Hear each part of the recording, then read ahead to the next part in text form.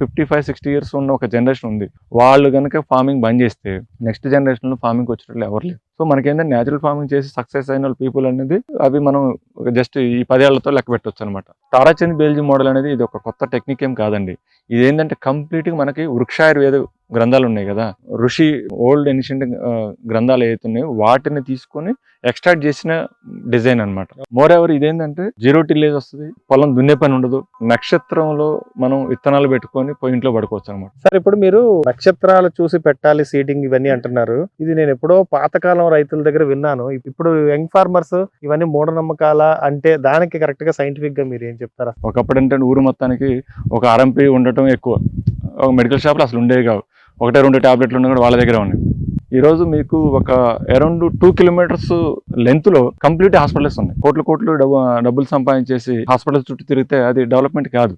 Medicine అనేది మనం దాన్ని ఒక వజ్రాయుధం లాగా వాడుకోవాలండి. మెడిసిన్ని వజ్రాయుధం లాగా వాడుకోవాలి. అంటే ఎప్పుడైతే అవసరమో అప్పుడే వాడుకోవాలి. హాయ్ అండి, ఈ రోజు మనం డాక్టర్ చెల్లా నాగేశ్వర గారితో ఉన్నాము. బై ప్రొఫెషన్ సార్ సైంటిస్ట్ తో మనం ఎందుకు చిట్ చాట్ చేస్తున్నాము అంటే, by profession sir allopathy medicine తయారు చేస్తున్నా దాని complete opposite natural farming start చేశారు. సార్ నమస్తే సార్. సార్ అసలు చెప్పండి సార్, మీరు బీయింగ్ ఏ సైంటిస్ట్ మీరు కెరియర్ ఎన్ని సంవత్సరాలు ఆ ఫీల్డ్ లో ఉన్నారు సార్? 2003లో చేసాం, స్టిల్ వర్కింగ్ అనమాట. సో ఆల్మోస్ట్ ఇట్స్ 25 years అనుకోవచ్చు. Nearly 23 years. చాలా ఎక్స్పీరియన్స్ వచ్చి ఉంటుంది. అండ్ ఆల్సో మీరు అలోపతి మెడిసిన్ చేస్తున్నారు అంటే ఖచ్చితంగా ఇప్పుడు భూమి కూడా ఇప్పుడు హాస్పిటల్స్ పెరిగిపోయి మెడిసిన్ పెరిగిపోయింది. సో అలాంటి ఒక ఫీల్డ్ కాదని ఫుల్ టైం న్యాచురల్ ఫార్మింగ్ చేద్దామని మీ ఆలోచన ఎందుకు వచ్చిందంటారు? నాకు ఇనిషియల్ గా అయితే రాలేదు. ఫార్మింగ్ మీద 95-96 లో అనుకున్నాను ఫార్మింగ్ వద్దామని చెప్పేసి. మా గ్రాండ్ ఫాదర్ తో ప్రపోజల్ తీసుకొచ్చినప్పుడు నువ్వే వ్యవసాయం యాడ్ చేస్తావు అని చెప్పేసి ఆయన నన్ను వెనక్కి పంపించేసాడు అనమాట. సో పంపించిన తర్వాత మామూలుగా స్టడీస్ కంప్లీట్ చేసుకుని జాబ్కి వచ్చాను అనమాట. జాబ్ చేసుకున్న మంచి MNCs లో కంపెనీలో జాబ్ చేస్తున్నా స్మూత్ గా వెళ్తుంది. కాకపోతే ఏంటంటే ఓవర్ పీరియడ్ ఆఫ్ టైంలో ఏమవుతుందంటే అర్బనైజేషన్ పెరిగిన కొందికి విలేజ్ లో హాస్పిటల్స్ నేను చూశాను, మెడికల్ షాప్స్ కూడా విలేజ్ లెవెల్కి వెళ్ళిపోయినాయి. ఒకప్పుడు ఏంటంటే ఊరు మొత్తానికి ఒక ఆర్ఎంపీ ఉండటం ఎక్కువ, ఒక మెడికల్ షాప్లో అసలు ఉండేవి కావు, 1-2 టాబ్లెట్లు ఉన్నా కూడా వాళ్ళ దగ్గర ఉన్నాయి.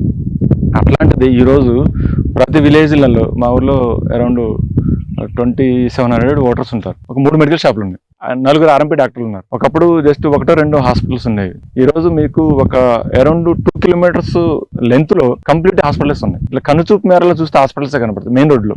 అవన్నీ చూశాక నాకు డెవలప్మెంట్ అంటే ఏముండాలి, మనం ఎప్పుడైతే మంచి ఫుడ్ తినాలి, హాస్పిటల్స్ కు దూరంగా ఎప్పుడైతే ఉంటామో అప్పుడే మనకు డెవలప్మెంట్ అనేది. హాస్పిటల్ కి పోయినప్పుడు అంతా డెవలప్ అయ్యి మనకు కోట్లు డబ్బులు సంపాదించేసి హాస్పిటల్స్ చుట్టూ తిరిగితే అది డెవలప్మెంట్ కాదు. ఇదంతా మాకేంటంటే ఫార్మింగ్ ప్లస్ ఫార్మసిటీలో ఉన్నాం. డీప్ నాలెడ్జ్ అనేది ఫార్మర్స్ కి తెలియదు. అట్ ద సేమ్ టైం వేరే ప్రొఫెషనల్ వాళ్ళకి అసలే తెలియదు, స్కోప్ కూడా లేదు. వాళ్ళు తెలుసుకోవాలంటే it will take more time అనమాట. ప్లస్ మీకు కంపెనీస్ కూడా చూస్తుంటే హాస్పిటల్స్ పెరిగిపోతున్నాయి, మ్యానుఫ్యాక్చరింగ్ కంపెనీస్ పెరిగిపోతున్నాయి, పొల్యూషన్ పెరిగిపోతున్నాయి, అన్ని పెరిగిపోతున్నాయి. ఇంత జరుగుతుందంటే నాకు సమ్వేర్ నాకు డైజెస్ట్ చేసుకునే స్టేజ్లో లేము. దానికని చెప్పేసి అట్లీస్ట్ సోషల్ రెస్పాన్సిబిలిటీ పరంగా అవ్వచ్చు, నాకేంటంటే కొంచెం నేచర్కి కనెక్ట్ అయ్యే మైండ్ సెట్ అనమాట. అట్లీస్ట్ మనకంటూ కొంత తెలుసు కాబట్టి మనకున్న నాలెడ్జ్ ప్లస్ మనకున్న టైం కొంత మనకి యూజ్ కావాలి, అట్ ద సేమ్ టైం సొసైటీకి కూడా కొంత బెనిఫిట్ కావాలనే ఉద్దేశంతో స్టార్ట్ చేసింది sir. This is what is the main reason for us to do this video sir. మీ మోటివేషనే మాకు బాగా నచ్చి మేము వీడియో చేస్తున్నాం. చెప్పండి సార్, మీరు న్యాచురల్ ఫార్మింగ్ స్టార్ట్ చేసి ఫుల్ టైం ఇప్పుడు వచ్చారు, బట్ చాలా రోజుల నుంచి ప్రాక్టీస్ చేస్తున్నారని తెలిసింది. న్యాచురల్ ఫార్మింగ్ పద్ధతుల్లో చాలా పద్ధతులు ఉన్నాయి. మీరు సెపరేట్ గా ఒక పద్ధతిని ఫాలో అవడానికి గల కారణం ఏంటి? అండ్ ఉన్న మిగతా పద్ధతులు కాకుండా మీ పద్ధతి ఫాలో అయితే వచ్చే బెనిఫిట్ ఏంటో కొంచెం మన వ్యూవర్స్ కోసం కొంచెం క్లుప్తంగా చెప్పండి సార్. తప్పకుండా అండి. ఇందులో ఏంటంటే మనకి న్యాచురల్ ఫార్మింగ్ నుంచి ఒక 30-40 years నుంచి చాలా ఇన్నోవేషన్స్ జరిగినాయి. చాలా మంది వ్యక్తులు దాన్ని చాలా మంచిగా వర్క్ చేశారు. కాకపోతే ఏంటంటే మనకి కరెంట్ నీడ్స్ ప్రకారం ఏ మెథడ్ మనకి ద రైట్ రిజల్ట్ రైట్ టైంలో ఇస్తుంది అనేది ఇంపార్టెంట్. న్యాచురల్ ఫార్మింగ్లో ఏంటంటే మనకి ఉన్న ట్రెండ్ని బట్టి చూస్తే చాలామంది న్యాచురల్ ఫార్మింగ్లో ఈల్డ్ కావచ్చు, లేదంటే బెనిఫిట్స్ కావచ్చు, క్వాలిటీ కావచ్చు, చేయింగ్ వస్తుంది అనేది ఒక నానుడు ఉంది. నేను కూడా 2017 నుంచి స్టార్ట్ చేశాను. మెయిన్ ఏ ఫార్మింగ్ మెథడ్ మీరు ఫాలో అయినా కూడా మనకి ఎగ్జిక్యూషన్ అనేది 100% జరగాలండి. చాలా మెథడ్స్ ఉన్నాయి. దాంట్లో మేజర్గా వచ్చేసి మనకి సుభాష్ పాలేకర్ గారి మెథడ్ ఉంది. ప్రజెంట్ మన తెలుగు రాష్ట్రాల్లో అక్రాస్ ఇండియాలో నడిచేది ఫార్మింగ్. సో ఇప్పుడు ఈ రోజు చెప్పగలిగింది ఏంటంటే అది నా మెథడ్ ఏం కాదు, అది ఇట్ ఈస్ తారాచంద్ బేల్జీ టెక్నిక్ అని ఉందండి, TCBT అంటారు. ఆయన గారు కూడా మన పాలేకర్ గారు లాగానే తన సర్వస్వాన్ని వెచ్చించి మనకి విలేజ్ ఎంపవర్మెంట్ జరగాలి, విలేజ్లలో సస్టైనబిలిటీ మోడల్స్ రావాలని చెప్పేసి ఆ మెయిన్ విలేజ్ దేని మీద ఉంది, ఫార్మింగ్ మీద ఉంది. సో ఫార్మింగ్ అనేది దాన్ని సెట్ చేస్తే కానీ మన దేశం అనేది ముందుకు పోతుందని చెప్పి ఆయన నమ్మేసి దగ్గర 20 years నుంచి చాలా రీసెర్చ్ చేసేసి దాంట్లో ఏంటంటే ఒక 38 productsలో 38 క్రాప్స్లో, ప్రొడక్ట్స్ అంటే క్రాప్స్లో the highest yielding more than chemical farming అనమాట. 38 క్రాప్స్లో even central government also witnessed that data అనమాట. 38 క్రాప్స్. నాకేంటంటే ఇక్కడ మనం ఏ మోడల్ చేస్తున్నాం అనేది ఇంపార్టెంట్ కంటే కూడా మనం ఎలా సక్సెస్ అయినా అనేది ఇంపార్టెంట్. ప్రజెంట్ ప్రాక్టీస్ చేస్తున్న మోడల్స్లో అక్కడ డ్రాబ్యాక్స్ ఏమున్నాయనేది మనం ఫస్ట్ ఐడెంటిఫై చేసాం. సో ఉన్న గ్యాప్స్ని ఐడెంటిఫై చేసాం కాబట్టి దాన్ని సరి చేసుకుని ముందుకు పోయిన మోడల్స్ మనకి వీ నీడ్. ఇప్పుడు ఇవాళ రేపు ఏంటంటే ఇప్పుడు ఒక 40-45 years, ఇప్పుడు నా ఏజ్ ఉందనుకోండి, నా ఏజ్లో ఫార్మింగ్ చేసేటోళ్ళు చాలా తక్కువ మంది. ఇప్పుడు ఒక 50-60 years, 55-60 years ఉన్న ఒక జనరేషన్ ఉంది. వాళ్ళు కనుక ఫార్మింగ్ బంద్ చేస్తే నెక్స్ట్ జనరేషన్లో ఫార్మింగ్కి వచ్చేటట్లు ఎవరు లేరు. యాక్చువల్గా వచ్చే స్కోప్ ఉంది, కానీ ఏమవుతుందంటే ఎవరైతే కొత్తగా ఫార్మింగ్లోకి వచ్చి వాళ్ళ యొక్క సక్సెస్ రేట్ అనేది చాలా తక్కువ ఉంది. సో సక్సెస్ రేట్ ఎప్పుడైతే తక్కువ ఉందో కొత్తగా వచ్చేటోళ్ళు ఏం చూసి వస్తారండి? ఫస్ట్ ఎదురు వాళ్ళకి సోషల్ ఫార్మర్ మీద ఒక రెస్పెక్ట్ లేదు, సోషల్ రెస్పెక్ట్ లేదు. పోనీ ఎట్లా ఏమైనా ఫైనాన్షియల్గా ఏమైనా రెస్పెక్ట్ ఉందంటే ఫైనాన్షియల్ కూడా ఇన్కమ్ చాలా తక్కువ సోర్సులు ఉన్నవి. సో మనకేంటంటే న్యాచురల్ ఫార్మింగ్ చేసి సక్సెస్ అయిన పీపుల్ అనేది ఉన్నారు. ఎట్లయిందంటే అవి మనం జస్ట్ ఈ 10 ఏళ్లతో లెక్క పెట్టవచ్చు అనమాట. ఆ లెవెల్లోనే ఉన్నారు. జర్నీలో కంటిన్యూస్గా లాస్ట్ 1 year నుంచి బాగా చేస్తున్నప్పుడు నాకు తారాచంద్ బేల్జీ గారి గురించి తెలిసింది. దాని యొక్క బ్యాక్గ్రౌండ్ చూస్తాను, వాళ్ళు చేసే యొక్క ప్రాసెస్లో నాకు ఒక కనెక్టివిటీ నచ్చింది. అంటే ఉన్న ఎగ్జిస్టింగ్ మెథడ్స్లో గ్యాప్స్ ఏమున్నాయి, వాటిని ఎట్లా వీళ్ళు రెక్టిఫై చేశారనేది ఇంపార్టెంట్ అనమాట. ఇక్కడ ఏంటంటే ఎవరిని కించపరచడం కాదు, కానీ బట్ ఉన్న ద బెస్ట్ మోడల్ని తీసుకొని ముందుకు పోవడం అనేది ఇంపార్టెంట్ అండి. సో మీరు ఈ ప్రాక్టీస్ 1 year నుంచి చేస్తున్నారు? నేను జస్ట్ 4 months నుంచి అంటే నేను ప్రాక్టీస్ చేస్తున్నాను. But I started studying since last 1 year అన్నమాట. అక్రాస్ కంట్రీ మొత్తం నేను అన్ని స్టేట్లు తిరుక్కుంటా ఫస్ట్ ముందు ఇన్ఫర్మేషన్ గ్యాదర్ చేశాను, విజిట్స్ చేశాను, ఫీల్డ్ విజిట్ చేశాను, వాళ్ళతో డైరెక్ట్ మాట్లాడాను. వాళ్ళు ఏంటంటే నాకు ఈ మోడల్లో ఉన్నటువంటి ఒక ద బెస్ట్ అడ్వాంటేజ్ ఏం కనపడదంటే ప్రజెంట్ ఉన్న న్యాచురల్ ఫార్మింగ్ మెథడ్స్లో 1 ఎకరం నుంచి 2 ఎకరాలు 3 ఎకరాలు చేయొచ్చు అనమాట. బట్ ఈ మెథడాలజీలో ఏంటంటే మీకు 1 ఎకరం నుంచి 1000 ఎకరాలు కూడా చేయొచ్చు అనమాట. సో నేను అక్కడ 1 ఎకరం చేసే ఫార్మర్తోనూ నేను ఇంటరాక్ట్ అయ్యాను. 1150 ఎకరాలు చేసే ఒక ఫార్మర్తో కూడా ఇంటరాక్ట్ అయ్యాను. 1150 ఎకరాలు ఒక పర్సన్ చేస్తారు. రాజస్థాన్లో డాక్టర్ లేఖరామ్ యాదవ్ అని ఒక పర్సన్ ఉన్నారు. లేబర్ ఇష్యూ చాలా ఉంటుంది కదా సార్? సో దాన్ని వాళ్ళు కనెక్ట్ చేస్తారు. 150 acres ఒక 2 మనుషులు సరిపోతారు. 150 acres కి 150 acres ఒక 2 మనుషులతో మేనేజ్ చేస్తారు. సో ఇక్కడ ఏంటంటే విషయం ఏంటంటే మనం కూడా కొంత టెక్నాలజీని యూటిలైజ్ చేసుకోవాలి. ఇక ఏంటంటే మనం ఎంత న్యాచురల్ ఫార్మింగ్కి వెళ్ళినా కూడా కొంతమంది drip irrigation many people will avoid. కానీ ఏంటంటే బట్ మా ప్రాసెస్లో ఏంటంటే ఖచ్చితంగా డ్రిప్ ఇరిగేషన్తోనే పోతాం అనమాట. We don't prefer flood irrigation. 1-2 ఎకరాల వాళ్ళు పెట్టుకోవచ్చు. టెక్నాలజీని యూటిలైజ్ చేసుకోవడంలో మ్యాన్ పవర్ మేనేజ్మెంట్ ఈజీ అవుతుంది. సో హార్వెస్టింగ్ అనేది కంపల్సరీగా మనం ఏ మెథడ్లో చేసినా కూడా తప్పదు. సో అది మనకి పెట్టుకోవచ్చు, ఎందుకంటే అది కోస్తే మనకి అమౌంట్ వస్తాయి కాబట్టి we can spend money on that one. కానీ కలుపు తీయడానికి, నీళ్ళు పెట్టుకోవడానికి చిన్న వాటికి మనం మనీ స్పెండ్ చేయొద్దు అనమాట. ఆ మనీ అనేది ఎక్కడ క్యాలిక్యులేట్ కావాలి. సో ఎప్పుడైతే మనం if you're going with drip irrigation, ఆ డ్రిప్ కావచ్చు, రెయిన్ వాటర్ హార్వెస్టింగ్ కావచ్చు, రెయిన్ గన్స్ కావచ్చు, ఏదైనా కావచ్చు. సో ఈ టెక్నాలజీ పెట్టుకుంటే మినిమం ఏదైనా బాగుంటుంది. Depends on which crop you're taking అనమాట. గ్రాస్ ఉంది అనుకోండి రెయిన్ గన్స్ ప్రిఫర్ చేస్తాం. మనకి హార్టికల్చర్ క్రాప్స్ అనుకోండి డ్రిప్ బెటర్ అట్లా అనమాట. సో బేస్డ్ ఆన్ దట్ మనం చూస్ చేసుకోవచ్చు అనమాట. సో డ్రిప్తోనే మనకి ఏంటంటే హ్యూమన్ ఇంటర్వెన్షన్ తగ్గిపోద్ది. ఇప్పుడు నేను ఇక్కడ ఉండి కూడా మా ఊర్లో ఉండి కూడా నేను మోటార్ ఆన్ చేసుకోవచ్చు. కంప్లీట్ ఆటోమేషన్ సిస్టమ్స్ వచ్చాయి. సో దాన్ని ఎప్పుడైతే మనం వన్ టైం ఇన్వెస్ట్మెంట్లో పెట్టుకొని చేస్తామో then we can do more area అనమాట. మొత్తం ఈ మిషనరీని టెక్నాలజీని వాడాలంటున్నారు కదా సార్, మరి అప్పుడు ఇన్వెస్ట్మెంట్ సైడ్ మనకి చాలా ఎక్కువ అయిపోద్ది కదా సార్? ఇన్వెస్ట్మెంట్ అంటే ఇప్పుడు డ్రిప్ ఇరిగేషన్ ఎంత వస్తుంది, ఎకరానికి ఒక 30,000 వస్తుంది యావరేజ్గా. 30,000 15 సంవత్సరాలు లైఫ్ వేసుకున్నాండి. 15 ఏళ్ళకి 30,000 ఇది పెద్ద ప్రాబ్లం కాదు. Plus more ever government subsidy ఇస్తుంది. నియర్లీ 90% సబ్సిడీ ఉన్నాయి డ్రిప్కి. They are promoting. సో దాంట్లో ఇప్పుడు ఈవెన్ జనరల్ కేటగిరీ తీసుకున్నా కూడా ఐ థింక్ 70% వరకు సబ్సిడీ ఉంది. వేరే ఓబీసీ కేటగిరీ కదా 90% ఉంది, SC ST కదా 100% సబ్సిడీస్ ఉంది. దాన్ని కూడా మనం కొంత వాడుకొని ముందుకు పెట్టుకోవచ్చు. సో మీరు ప్రాక్టీస్ చేస్తున్న ఫార్మర్స్ తోని ఏ రాష్ట్రంలో ఎక్కువ చూస్తున్నారు మీరు? ఇందులో ఏంటంటే ప్రజెంట్ ఒక 20,000 ఫార్మర్స్ ఆల్రెడీ కొన్ని వేల ఎకరాల్లో చేస్తున్నారు. తెలుగు స్టేట్స్, కర్ణాటక, తమిళనాడులో కొంతమంది ఉన్నారు, ప్లస్ కేరళ. ఈ 4 స్టేట్స్ తప్పితే అక్రాస్ ఇండియా అందరు ఉన్నారు. ఎక్కువ ఏంటంటే మధ్యప్రదేశ్లో ఉన్నారు. యాక్చువల్గా తారాచంద్ బేల్జీ గారు మధ్యప్రదేశ్ పర్సన్. సో కాబట్టి ఆ ఏరియాలో ఎక్కువ మంది ఉన్నారు. నెక్స్ట్ రాజస్థాన్లో ఉన్నారు, హర్యానాలో ఉన్నారు, ఆగ్రాలో ఉన్నారు, పంజాబ్లో ఉన్నారు, మహారాష్ట్రలో ఉన్నారు, ఆల్ ప్లేస్లో ఉన్నారు అనమాట. ఇప్పుడు now they are expanding national wide అనమాట. వెరీ షార్ట్ టైంలో కంప్లీట్గా ఎక్స్పాండింగ్లోకి వెళ్ళిపోతారు. మీరు అబ్జర్వ్ చేసిన దాన్ని బట్టి ఈ పర్టికులర్ మెథడ్ లో ఏ క్రాప్ అయినా వర్కౌట్ అవుతుందా, లేకపోతే దీనికి వర్కౌట్ అవ్వాలని క్రాప్స్ అంటూ ఉన్నాయా?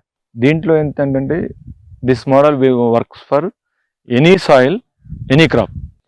ఫర్టిలిటీ లేని సాయిల్ దగ్గర నుంచి మనకి చౌడు భూముల దగ్గర నుంచి ఇంకా ఎటువంటి టైప్ ఆఫ్ నేల అయినా కూడా ఎటువంటి టైప్ ఆఫ్ క్రాప్ అయినా కూడా చేయొచ్చు. ఇప్పుడు మనకి ఏంటంటే చిల్లీ ఉంది, మనం చేయలేని క్రాప్ ఒకటి చిల్లీ ఒకటి, గ్రేప్స్ ఒకటి, నెక్స్ట్ పొమగ్రానైట్ 3, యాపిల్ ఒకటి. ఈ 4 క్రాప్స్ లో కూడా వీళ్ళు హైయెస్ట్ ఈల్డింగ్ తీసుకొచ్చారు. సో వీటిలలో తీసినప్పుడు ఇక వేరే క్రాప్స్ అనేవి మినిమల్, అవి చాలా మినిమం రిస్క్ ఉన్న క్రాప్స్ అనమాట. వేరే న్యాచురల్ ఫార్మింగ్ ప్రాక్టీసెస్ అనుకోండి సార్, వేరే ప్రాక్టీస్ చేస్తున్న వాళ్ళు ఈ ప్రాక్టీస్ చేయాలి అంటే వాళ్ళకి ప్రాపర్ ట్రైనింగ్ కానీ లేకపోతే ప్రాపర్ నాలెడ్జ్ కానీ రావడానికి ఎంత టైం పట్టొచ్చు అంటారు, అండ్ ఎక్కడికి వెళ్ళాలి దానికోసం? మనకేంటంటే ఇప్పుడు ఈ రోజు నాడు ఉన్నటువంటి టెక్నాలజీతో చూస్తే సోషల్ మీడియాలో, యూట్యూబ్లో నంబర్ ఆఫ్ ఉన్నవి. తారాచంద్ బేదియాల్ యూట్యూబ్ ఛానల్ ఉంది, TCBT పాఠశాల అని ఉంటుంది, TCBT పాఠశాల. దాంట్లో ఒక 2000 వీడియోస్ ఉంటాయి. వాళ్ళు ఏంటంటే గత 2005 నుంచి ఇదే పనులు ఉన్నారు. సో లేటెస్ట్గా ఏంటంటే కంప్లీట్ ఎక్స్పాన్షన్లోకి వెళ్ళిపోయారు అనమాట. దాంట్లో లిటరేచర్ ఉంది, ప్లస్ ట్రైనింగ్స్ కూడా నేషనల్ వైడ్ ఇప్పుడు చేయడం కోసం ప్రతి ఒక్క రాష్ట్రంలో ఒక కమిటీని కూడా పెట్టారు. నేను తెలంగాణ, ఆంధ్రప్రదేశ్ నుంచి నేను one of the training persons కి కోఆర్డినేట్ చేస్తాను అనమాట. తెలుగు రాష్ట్రాలకి నేను రెస్పాన్సిబిలిటీ తీసుకొని చేస్తాను. ఒకవేళ ఏదైనా గ్రూప్ ఆఫ్ పీపుల్ ఉన్నారు అంటే మీరు అక్కడికి వచ్చి వాళ్ళు ట్రై చేయడానికి రెడీగా ఉన్నారు. ఇప్పుడు చాలా రకాల న్యాచురల్ ఫార్మింగ్స్ ఉన్నాయి. ఫుడ్ ఫారెస్ట్ అంటారు, 5 లేయర్ ఫార్మింగ్ అంటారు. ఇప్పుడు మీరు చెప్పిన మోడల్ తారాచంద్ బేల్జీ టెక్నిక్స్ అన్నమాట, TCBT అంటే. రైతు వాళ్ళ పొలంలో అన్ని కొంచెం కొంచెంగా వేసి చెక్ చేసుకుంటే బెటర్ అంటారా? అప్పుడు ఆయనకి ఏ మోడల్ వర్కౌట్ అయితే బెటర్ అంటారా, లేదంటే 100% వర్కౌట్ అవుతుంది ఈ మోడల్? ఇదేంటంటే ఆల్రెడీ అన్ని మోడల్స్ ఉన్న ఎగ్జిస్టింగ్ ఫార్మ్ మోడల్స్ అన్నిటిని కూడా వీళ్ళు ఎగ్జిక్యూట్ చేసి కంపారేటివ్ గా ద హైయెస్ట్ ఈల్డింగ్ ఇచ్చారన్నమాట. తారాచంద్ బేల్జీ మోడల్ అనేది ఇది ఒక కొత్త టెక్నిక్ ఏం కాదండి. ఇది ఏంటంటే కంప్లీట్ గా మనకి వృక్షాయుర్వేద గ్రంథాలు ఉన్నాయి కదా, ఋషి ఓల్డ్ ఎన్షియంట్ గ్రంథాలు ఏవైతున్నాయో వాటిని తీసుకొని ఎక్స్ట్రాక్ట్ చేసిన డిజైన్ అనమాట. ఓకేనా? సో దీంట్లో ఎక్కడ కూడా నావెల్టీ లేదు.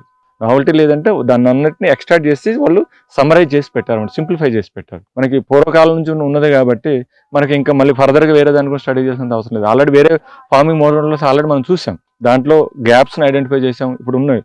సింపుల్ లాజిక్ ఏంటంటే ఏ మోడల్ బెస్ట్ అనేది చెప్పాలంటే నేను ఒక 2 ఎగ్జాంపుల్స్ చెప్తాను. ఒక 2 years లో వచ్చేసి సాయిల్ కార్బన్ 1.75 నుంచి 2% వచ్చేస్తుంది 2 ఏళ్లలో. మోర్ ఎవర్ ఇదేంటంటే 0 టిల్లేజ్ వస్తుంది, పొలం దున్నే పని ఉండదు. నక్షత్రంలో మనం విత్తనాలు పెట్టుకొని ఇంట్లో పడుకోవచ్చు అనమాట. మీరు పొలం దున్నేది ఉండదు 2 years తర్వాత. ప్లస్ కార్బన్ పెరిగిపోద్ది, సాయిల్ యొక్క ఫెర్టిలిటీ పెరిగిపోద్ది. భూమి ఏంటంటే 2 సంవత్సరాల తర్వాత వెన్న ఎట్లా ఉంటుందో అంత స్పాంజ్ లెక్క తయారైపోద్ది అనమాట. ఇప్పుడు మనకున్న ప్రజెంట్ ఉన్న సాయిల్స్లో ఏంటంటే ఎక్కువ కెమికల్స్ వాడి ఏంటంటే మంచి చాలా కాంపాక్ట్ అయిపోయింది సాయిల్ కూడా. సో ఇది దీంట్లో ఏంటంటే మనం మైక్రోబ్స్ని ఇస్తాం బేసికల్గా. దీంట్లో మెయిన్ ఏంటంటే సాయిల్ ఇంజనీరింగ్ చేస్తాం అనమాట. సో సాయిల్లో మనకి మెయిన్ ఎగ్జిస్టింగ్ మెథడ్స్ని దీనికి డిఫరెన్షియేషన్ ఎక్కడ ఉందంటే, ఎగ్జాంపుల్ మనం ఏం చేస్తామంటే ఆవు మూత్రం పేడ నుంచి జీవామృతం తయారు చేస్తాం. జీవామృతం తయారు చేసినప్పుడు దాంట్లో ఏంటంటే ఒక ఎగ్జాంపుల్ చెప్తాను నేను. ఫాస్ఫరస్ సాల్యుబిలైజింగ్ బ్యాక్టీరియా అని ఉంటుంది. సో మనం తీసుకున్న జీవామృతంలో ఫాస్ఫరస్ సాల్యుబిలైజింగ్ బ్యాక్టీరియా ఉంది. కానీ మీ యొక్క సాయిల్లో అది అప్లై చేశారు, కానీ మీకు సాయిల్లో వచ్చేసి ఫాస్ఫరస్ ఎలిమెంట్ లేదు. అది కొన్ని సంవత్సరాల నుంచి చేసిన తప్పిదాలను కావచ్చు, డిఫరెంట్ రీజన్స్ కావచ్చు, అది లేదు.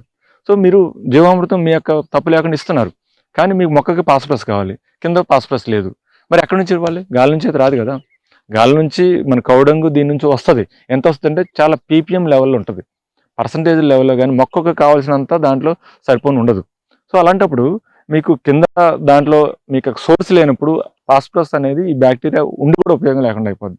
సో అక్కడ ఆ గ్యాప్ అనేది మనం మిస్ అవుతున్నాం. సో అట్లాంటి వాటిని మిస్ చేయకుండా మనకు కావాల్సినటువంటి మేజర్ కావాల్సినటువంటి మైక్రో మ్యాక్రో న్యూట్రియంట్స్ అన్నిటిని కూడా మనం న్యాచురల్ సోర్సెస్తో ఇస్తాం అనమాట. దీంట్లో మెయిన్ ఏంటంటే మనకి ప్రాసెస్ ఇంజనీరింగ్ అంటే మన సాయిల్ ఇంజనీరింగ్లో భూమి ఉపచారం ఉంటుంది అనమాట దాన్ని. సో దాంట్లో ఏంటంటే ఒక 13 పాయింట్స్ ఉంటాయి అనమాట. సో దాన్ని సాయిల్ని రీకన్స్ట్రక్ట్ చేస్తాం. సపోజ్ ఐరన్ కోసం ఐరన్ ఆక్సైడ్ వేస్తాం, నెక్స్ట్ ఫాస్ఫరస్ కోసం రాక్ ఫాస్ఫేట్ వేస్తాం, next minerals calcium magnesium minerals కోసం మన వాల్కనిక్ ఎరప్షన్ జరిగినప్పుడు ఒక యాష్ వస్తుంది కదా, ఆ యాష్ తెప్పించేసి ఆ యాష్ని వాడతారు. నెక్స్ట్ మనకున్న కౌడంగ్ నుంచి దాన్ని ఎన్రిచ్ చేసి మైక్రోబిల్ ఎన్రిచ్ చేసేసి గోవర్ధన్ కనీస్ కాదని వేస్తాం. అది పర్టికులర్ అమౌంట్లో చేస్తాం. మనం ఇంట్లో నుంచి రైస్తో చేసి అన్నద్రవ్య రసాయనం అనేది ఒకటి తయారు చేస్తాం. దాంట్లో ఏమిటంటే మైక్రోరైజా మనకి ఓన్గా తయారైపోద్ది మన ఇన్హౌస్గా. మజ్జిగ నుంచి అన్నద్రవ్య రసాయనం తయారు చేస్తాం. సో ఇట్లా ఏంటంటే డిఫరెంట్ కల్చర్స్ అనేవి కూడా మన ఇంట్లోనే తయారు చేసుకోవచ్చు, మన ఓన్గా తయారు చేసుకోవచ్చు వితౌట్ స్పెండింగ్ మచ్ మనీ అనమాట. సింపుల్గా మనకి దేశీయ ఆవు ఉంటే సరిపోతుంది. దాంతో మనకి ఈవెన్ మన దగ్గర దేశీయ ఆవు లేకపోయినా కూడా కొన్ని గోశాలు పెట్టి నడిపించడం చాలా మంది ఉన్నారు. వాళ్ళ దగ్గర మనం అంత డొనేషన్ లాగా ఇచ్చి కూడా వాళ్ళ దగ్గర తెచ్చుకోవచ్చు. ప్రతి ఒక్కరికి ఆవు కొనుక్కోవాలి, ఆవును మెయింటైన్ చేయాలంటే సాధ్యం కాని పని. సో అలాంటి కేసులో కూడా దీన్ని పెట్టుకొని చేసుకోవచ్చు అనమాట. అలాంటప్పుడు ఒకసారి ఇవన్నీ కూడా మనం సెట్ చేస్తే మనకి ఇక ఈల్డ్ రాదు అనేది ఒక డౌట్ ఉండదు. ఇక మనకి థాట్ అనేది కూడా ఉండదు. అంటే జస్ట్ మీరు ఇవంతా కరెక్ట్ చేసిన తర్వాత పోయి ఇంట్లో పడుకోవచ్చు. కరెక్ట్ నక్షత్రంలో మనం విత్తనాలు కూడా పెట్టుకోవాలన్నమాట. మోడల్లో నేను అబ్జర్వ్ చేస్తుంది ఏంటంటే మీరు సాయిల్ తాలూకా లోపాన్ని మనం గ్యాప్స్ ని ఫిల్ చేస్తున్నాం అంతే తప్ప ప్లాంటింగ్ లో లైక్ 5 లేయర్ ఫార్మింగ్ అవనివ్వండి లేకపోతే ఫుడ్ ఫారెస్ట్ అవనివ్వండి ఏ పద్ధతి చేసుకున్నా ఈ పద్ధతిలో చేసుకుంటే ఈల్డ్ ఎక్కువ వస్తుంది అనేది మాత్రమే ఉంది. అంతే మీరు మోడల్ 5 లేయర్ పెట్టుకోవచ్చు, ఫుడ్ ఫారెస్ట్ మోడల్ ఎట్లని పెట్టుకోవచ్చు, మీకు ఏది కనుంటే అది పెట్టు. ఇచ్చిన డిజైన్ చేసిన మోడల్స్ లో ఎక్కడ ప్రాబ్లం లేదు, డిజైన్ చేసిన మోడల్స్ లో ప్రాబ్లం ఎక్కడ లేదు. They are very very much అనమాట. మన ప్రాసెస్ ఏదైతే ఉందో హై ఈల్డింగ్ ఎట్లా రావాలనేది మీకు ఒకసారి మనం ఒక మంచి దేహద్రాడి ఉన్న పర్సన్కి ఎటువంటి రోగాలు వస్తాయా?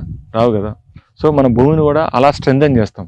చేసినప్పుడు ఏంటంటే ఆటోమేటిక్గా ఆ విత్తనంలో ఉన్నటువంటి ఎనర్జీ మీకు సన్ రైజ్ నుంచి తీసుకొని మొత్తం ఆటోమేటిక్గా దానికి ఈల్డింగ్ అనేది ఎంత దానికి పొటెన్షియల్ ఉందో ఆ లెవెల్లో ఎక్కువ వచ్చేస్తుంది. సో ఇంకా రైతు పని పంటని పాడు చేయకుండా ఉన్న వాటి నుంచి కాపాడడం తప్ప లేదు. అంతే సింప్లిఫై అయిపోతుంది. నక్షత్రాలు చూసి పెట్టాలి సీడింగ్ ఇవన్నీ అంటున్నారు. ఇది నేను ఎప్పుడో పాతకాలం రైతుల దగ్గర విన్నాను. ఇప్పుడు యంగ్ ఫార్మర్స్ ఇవన్నీ మూఢనమ్మకాల అంటే దానికి కరెక్ట్ గా సైంటిఫిక్ గా మీరు ఏం చెప్తారు? అసలు ఎందుకు ఈ నక్షత్రాలు లేకపోతే అమావాస్య పౌర్ణములు చూడాలి అనేది ఒక్క మీ మాటలో చెప్పండి. మీకు దీంట్లో ఒక చిన్న సైంటిఫిక్ రీజన్ ఏంటంటే ఇప్పుడు స్ప్రేయింగ్ ఏంటంటే ఫార్మర్ కూడా ఇవ్వాలి రేపు ఈవెన్ కెమికల్ ఫార్మింగ్ చేస్తారు కూడా స్ప్రేయింగ్ అంటే మనకి ఒక ఆకు కానీ ఒక పండు కానీ ఖరాబ్ అయ్యే స్టేజ్లో వచ్చి బయటకు వెళ్ళి మార్కెట్లోకి వేసి మందు తీసుకొని స్ప్రే చేస్తుంటారు. కానీ అసలు ప్రివెంటివ్ మెథడ్స్ అనేవి ఎవరు చేయరు. ఓకేనా, మనకి నష్టం జరగటం చూసిన తర్వాత మనం వెళ్ళి మందు తీసుకుంటాం. ఎప్పుడైతే మనం ప్రివెంటివ్ మెథడ్స్లో దాని మీద వర్క్ చేస్తామో మనకు జరిగే నష్టాన్ని మినిమైజ్ చేయొచ్చు, కంప్లీట్ అవాయిడ్ చేయొచ్చు అనమాట. సో జనరల్గా స్ప్రేయింగ్ అనేది ఓన్లీ అమావాస్య పౌర్ణమి టైంలో చేయాలి. ఇది తెలిసిన వాళ్ళు చాలా మంది రైతులు చాలా తక్కువ మంది ఉన్నారు. ఎందుకంటే సైంటిఫిక్ రీజన్ ఏంటంటే ఈ ఒక ఇన్సెక్ట్స్ అనేవి సపోజ్ ఒక నార్మల్ డేస్లో ఒక 10,000 ఎగ్స్ పెట్టాయి అనుకోండి. ఓకేనా, అదే అమావాస్య రోజులో వాటికి ఏంటంటే ఒక మంచి టైం అనమాట, వాటికి మేటింగ్ టైం అనమాట. అప్పుడు ఏమైంది ఒక 10 lakhs ఎగ్స్ పెడతాయి. సో మనకి 10 lakhs ఎగ్స్ పెట్టినప్పుడు కంట్రోల్ చేయడం తేలిక, ఇంపార్టెంట్ 10,000 గుడ్లు పెట్టింది అనుకండి. సో ఆ సైన్స్ అదేముంది, అది అమావాస్య పౌర్ణమి అనేది మూఢనమ్మకంలా అనిపిస్తుంది. Again it is linked with science అనమాట. సో అక్కడ ఏంటంటే మొత్తం ప్రతిదీ కూడా సైన్స్కే, ఇందులో ఎక్కడ కూడా వితౌట్ సైన్స్ ఏం లేదు. ఇప్పుడు నేను చెప్పిన కషాయాలన్నీ కూడా అన్ని కెమికల్సే, అవి అన్నీ కూడా కెమికల్సే. ఓకేనా, ఇప్పుడు ఇది కెమికల్ ఫ్రీ ఫార్మింగ్ ఏం కాదు.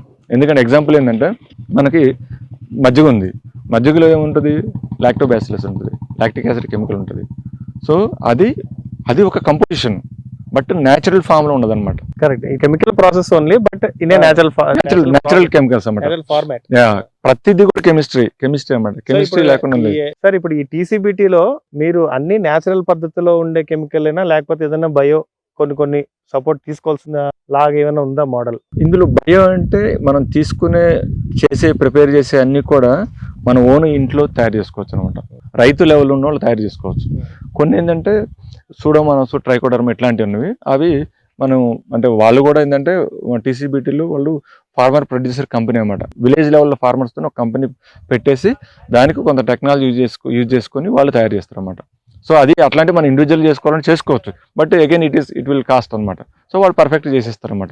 మిగతా అన్ని కూడా మనకు చుట్టుపక్కల దొరికే ఇంగ్రీడియంట్స్తోనే తయారు చేస్తాం. ఫ్రూట్స్ బయో ఎంజైమ్స్ ఉంటాయి, ఫ్రూట్స్తో లెమన్ ఉంటుంది, దాంతో సిట్రస్ బయో ఎంజైమ్ చేస్తాం. నెక్స్ట్ గుమ్మడికాయ ఉంటుంది, దాంతో కూడా చేస్తుంటాం. సార్ వీడియోస్ ఏవైతే ఉన్నాయో అవి తెలుగులో ఏదైనా అనువదించారా సార్? ఇవి ప్రజెంట్ ఉన్నాయని కూడా మొత్తం హిందీలోనే ఉన్నాయండి. సో మేము ఇక మన దగ్గర తెలుగు స్టేట్లో కోసం అంటే నెక్స్ట్ 1 or 2 monthsలో చిన్నగా మేము వీడియోస్ తీసేసుకుని మా ఫీల్డ్లో ప్రాక్టికల్గా డెమోన్స్ట్రేషన్ చేయించుకుంటూ మన తెలుగు రాష్ట్రాలలో. ప్లీజ్ డూ ఇట్ సార్, అది చేస్తే చాలా మంది ఫార్మర్స్కి హెల్ప్ అవుద్ది. బికాస్ అందరికీ హిందీ రాకపోవచ్చు అండ్ హిందీలో కంప్లీట్గా అర్థం అవ్వకపోవచ్చు కూడా. అది చేస్తే ఖచ్చితంగా హెల్ప్ అవుతుంది సార్. సార్ కొంతసేపు మీ పర్సనల్ దానికి వద్దాం సార్. సార్ ఇప్పుడు నేను ఇందాక మీరు అన్నారు for a concern like this is not going in a right sign. అసలు మొత్తం హాస్పిటల్స్ పెరిగిపోవడం, మెడిసిన్ యూసేజ్ పెరిగిపోవడం, ఇది మీ పర్సనల్ కెరియర్కి భూమైనా this is not at all correct అని చెప్పి మీరు న్యాచురల్ ఫార్మింగ్ పద్ధతిలో పెంచుకున్నారు. అసలు ఇది ఎక్కడ ఎక్కువ స్పాయిల్ అయింది సార్? అసలు మెడిసిన్ అనే దాని మీద మీ ఒపీనియన్ ఏంటి? యాక్చువల్గా ఏంటంటే మెడిసిన్ అనేది మనం దాన్ని ఒక వజ్రాయుధం లాగా వాడుకోవాలండి. మెడిసిన్ని వజ్రాయుధం లాగా వాడుకోవాలి. అంటే ఎప్పుడైతే అవసరమో అప్పుడే వాడుకోవాలి. మనకేందంటే ఈ యొక్క లైఫ్ స్టైల్ వలన కొత్త కొత్త డిసీజెస్ వచ్చి మనకి పని ఏం లేక, అంటే పని చేసే మనస్తత్వాలు లేక, లేదంటే పని చేసే ఇంట్రెస్ట్ లేక ఒక ఏంటంటే అందరూ వైట్ కాలర్ జాబ్కి అలవాటు పడిపోయారు. ఓకే, మనం కష్టపడొద్దు.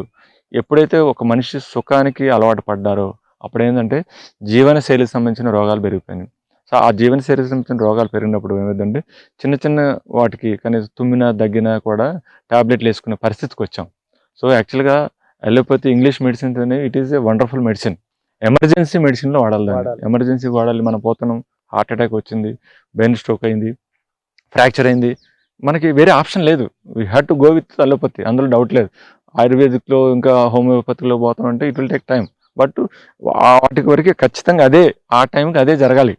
కానీ దురదృష్టం శాతం ఏంటంటే జనాలందరూ దాన్ని ఒక మార్కెట్లా క్రియేట్ చేసుకొని వాళ్ళని కూడా అనటానికి లేదండి. ఎప్పుడైనా కూడా ఎప్పుడు వస్తుంది, మనం చాలామంది ఏం చేస్తారు, కంపెనీలు పెట్టారని చెప్పేసి కంపెనీ వాళ్ళని మనం దూషిస్తుంటాం. వాళ్ళు కంపెనీ వాళ్ళు ఎప్పుడు పెడతారండి? When there is a demand. Demand ఎవరు క్రియేట్ చేశారు? ప్రజలు క్రియేట్ చేశారు. సో కంపెనీలు తప్పు కాదు ఎప్పుడు కూడా. జనం ఏం చేస్తారు, ఎంతసేపటికి వాళ్ళని బ్లేమ్ చేయడానికి ట్రై చేస్తారు. ఒక ప్లాస్టిక్ బాటిల్ తయారు చేస్తున్నారంటే ప్లాస్టిక్ బాటిల్ ఎవరైనా సర్వీస్ చేయడానికి వచ్చి తయారు చేస్తారు. ఏంటి చెప్పండి? When there is a demand then comes with the product అనమాట. సో ఆ డిమాండ్ ఎవరు క్రియేట్ చేస్తున్నారు? మనమే క్రియేట్ చేస్తున్నాం. సో దాన్ని కరెక్ట్ చేసుకోవాలి. అందుకని చెప్పేసి నేను సింపుల్ అండి, ఎప్పుడైతే ఒక మనిషి సింపుల్ సరళ జీవితానికి అలవాటు పడతారో అప్పటి వరకు ప్రాబ్లం లేదు. ఎప్పుడైతే వ్యామోహానికి గురయ్యి నీడ్ లేకుండా కూడా, అంటే అవసరానికి మించి, తాహతకు మించి అంటారు చూసారా, మనకేంది సింపుల్ లైఫ్లో లీడ్ చేసినప్పుడు ఇవన్నీ ఏం రావు. లగ్జరీస్ లైఫ్కి ఎప్పుడైతే అలవాటు అంటే కావాలని ఒక డిజైర్ పెరుగుతుంది సారా, కోరికలు పెరిగినప్పుడే ఈ కష్టాలన్నీ స్టార్ట్ అవుతాయండి. సో మీకు తెలియదే ఉంది, స్టీవ్ జాబ్స్ చూసారు, ఎంత billionaire. He died at the age of 54. మరి ఆయనకి హాస్పిటల్స్ లేవా? నాకు తెలిసిన ఇన్ఫర్మేషన్ ప్రకారం ఐ థింక్ 1000 మంది డాక్టర్లు పనిచేశారంట ఆయనకి. No one give back his health.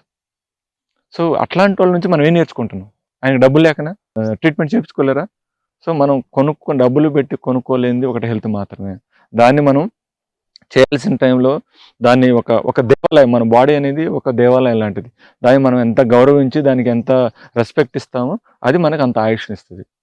So ఇవన్నీ కూడా ఇంటర్లింక్ అయ్యనమాట. ఒకటి సింపుల్ లైఫ్ చేసినప్పుడు మనం ఈ పట్టణాలకు పోవాలి, విలేజ్ నుంచి తిప్పాలని మా ఆర్భాటాలు ఉండవు.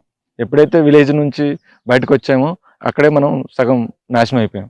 టెర్రస్ గార్డెనింగ్ చేసుకొని మా ఇంటి వరకు మేము పండించుకుంటాం అనే ఇలాంటి హౌస్ వైఫ్లు వాళ్ళు ఉంటారు కదా, వాళ్ళు కూడా మన ప్రాసెస్ వాడవచ్చు.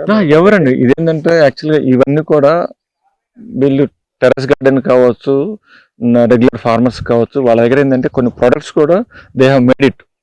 సో వాళ్ళు ఇంట్లో చేసుకోవచ్చు. ఆ చిన్న లీటర్ 2 లీటర్లు ఏం చేసుకుంటాం అనుకుంటే యూ కెన్ బై ఇట్ అనమాట. టెర్రస్ గార్డెన్స్ కూడా ప్లస్ హైడ్రోఫోనిక్స్ కావచ్చు, ప్రతి మోడల్కి సూట్ అవుతుంది. ప్రతి మోడల్. సార్ ఇప్పుడు యానిమల్ హస్బెండరీకి వెటనరీ సపోర్ట్ ఉన్నట్టు మనకి ఫార్మింగ్కి కూడా డాక్టర్స్ ఉన్నారు. బట్ వాళ్ళు కంప్లీట్గా కెమికల్ ఫార్మింగ్నే సజెస్ట్ చేస్తారు కదా.